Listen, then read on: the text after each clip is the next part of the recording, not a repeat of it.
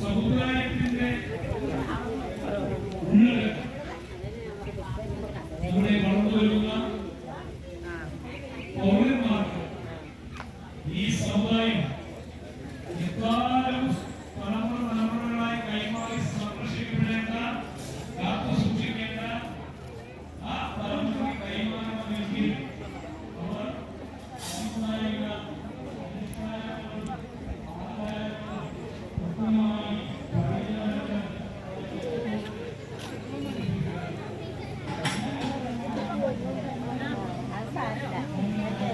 അതൊന്ന് വെട്ടിക്കൊടുക്കുമ്പോ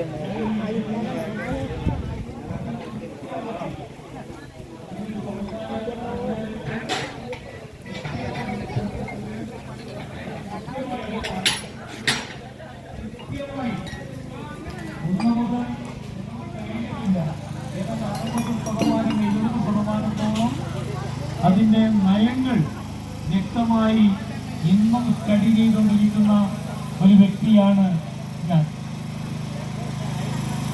അപ്പൊ നമ്മൾ അടുത്ത തലമുറയ്ക്ക് കൈമാറുക എന്നുള്ളതാണ് ഒരു സോഷ്യലായ ഒരു മാറ്റം.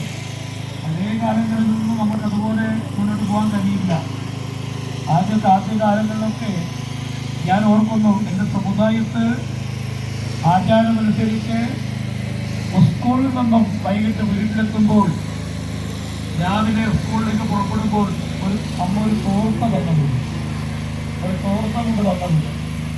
അതുമെടുത്ത് കിഴക്കേ നടയിൽ കുളത്തിന്റെ അടുത്ത് അവിടെ കുളിപ്പിച്ച് വെച്ചിട്ട് പോകും. ഒരാളല്ല, പല ആളുകൾ ഓരോ തോർത്തെടുത്ത് ഇറങ്ങും. വൈകുന്നേരം തിരിച്ചു വന്ന് അതേ കുളത്തിൽ വന്ന് കുളിച്ച് ആ ഇട്ട ഡ്രസ് അതേപോലെ മുക്കി വെച്ച് ആ തോർത്തിൽ നിന്നിട്ട് തറവാട്ടിലേക്ക് വീട്ടിലോട്ട് കയറുന്ന ഒരു കാലഘട്ടം ഉണ്ടായിരുന്നു. ആ കാലഘട്ടം ഞാൻ ഇപ്പോൾ മനസ്സിലാക്കുന്നത്, വിലയിരുത്തുന്നത്. അതുകൊണ്ട് ഞങ്ങളുടെ ഇടയിൽ മാരകമായ രോഗങ്ങളിൽ എല്ലാവരും ശുദ്ധിയും വെടുപ്പോടുകൂടി നടക്കുന്ന ഒരു അവസ്ഥ കാണാൻ കഴിയും.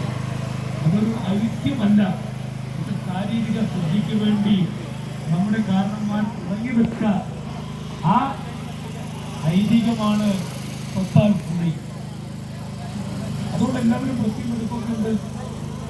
ഇപ്പോഴും അതാണ് സ്ഥിതി. ഇപ്പൊ നമ്മൾ വീടിനുള്ളിൽ കുളിക്കുന്നു, കുളത്തിനുള്ള അപൂർവമാണ് കുളിക്കുന്നത്. വീടിന്റെ വെള്ളത്തിൽ പോയി കൂടി അപൂർവമാണ്. അപ്പൊ നമ്മൾ ഇതൊക്കെ വേണ്ടി സമൂഹത്തിന്റെ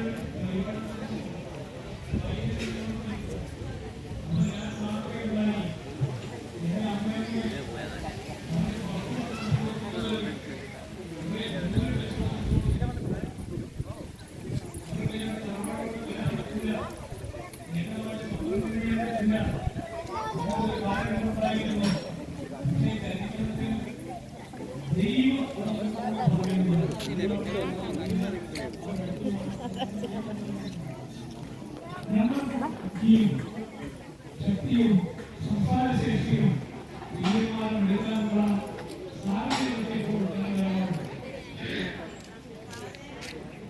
അവരുടെ ക്ഷേത്രത്തിൽ ഉത്സവം